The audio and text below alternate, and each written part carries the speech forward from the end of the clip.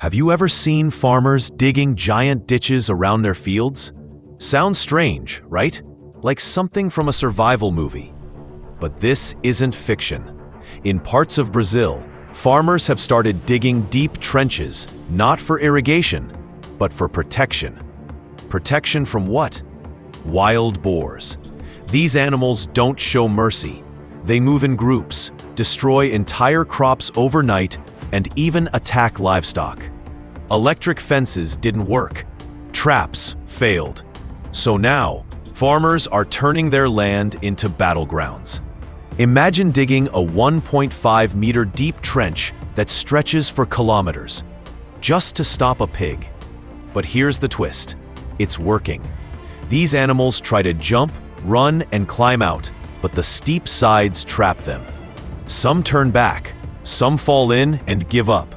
What started as a desperate move is now becoming the smartest farm defense you've never heard about. Wild boars are not animals you take lightly. They don't just show up and nibble a few crops. They move like organized raiders. In tight packs, they sweep through entire fields of sugarcane, corn, cassava, even peanuts. One night, one raid, gone. Before sunrise, they vanish into the forest like shadows, leaving behind wrecked fences, torn earth, and devastated harvests. For the farmers who work that land, each morning felt like a disaster recap. They were tired, not just of the damage, but of feeling helpless. So they stopped waiting. They started digging. These trenches aren't simple ditches. They're massive, 1 to 1.5 meters deep, and just as wide. You can't dig that with a shovel. It takes machines, big ones, backhoes, bulldozers, and graders, all burning fuel day after day. 1 meter costs around $2. Doesn't sound like much, but over 10 kilometers, that's $20,000 into a hole. And if you're protecting a bigger farm, double it. That's a lot of money buried in the dirt. But farmers call it an investment because boars can't jump over these trenches, and when they fall in, they panic. They try to climb out, hooves slipping, bodies flailing. They get exhausted, frustrated, and eventually they retreat. No electricity, no barbed wire, no guards, just a line in the ground that tells the animals, turn around. It's shockingly effective.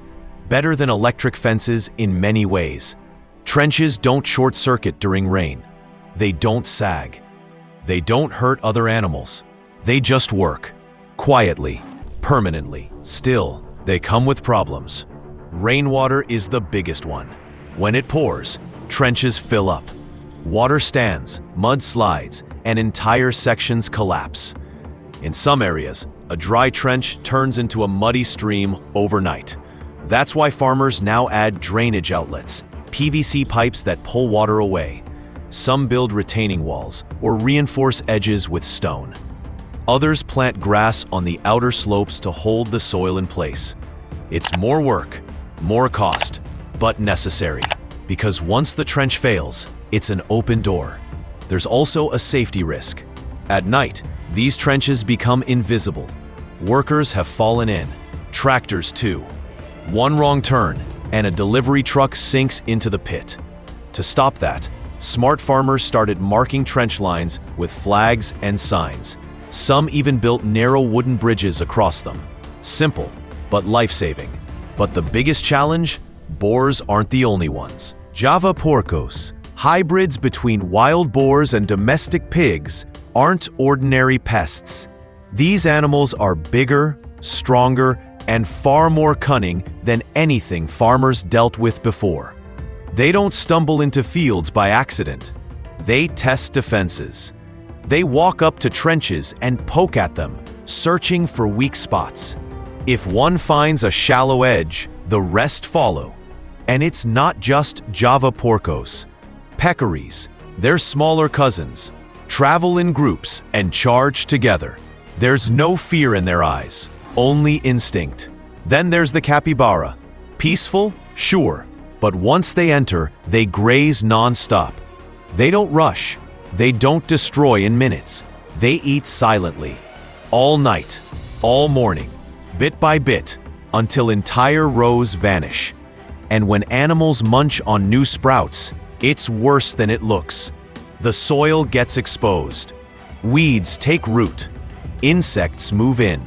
Fungus starts to grow. What begins with one broken stem can end with a failed harvest. So when farmers dig long, deep trenches around their land, it isn't overkill, it's survival. These aren't weapons, they're smart defenses, barriers built with strategy.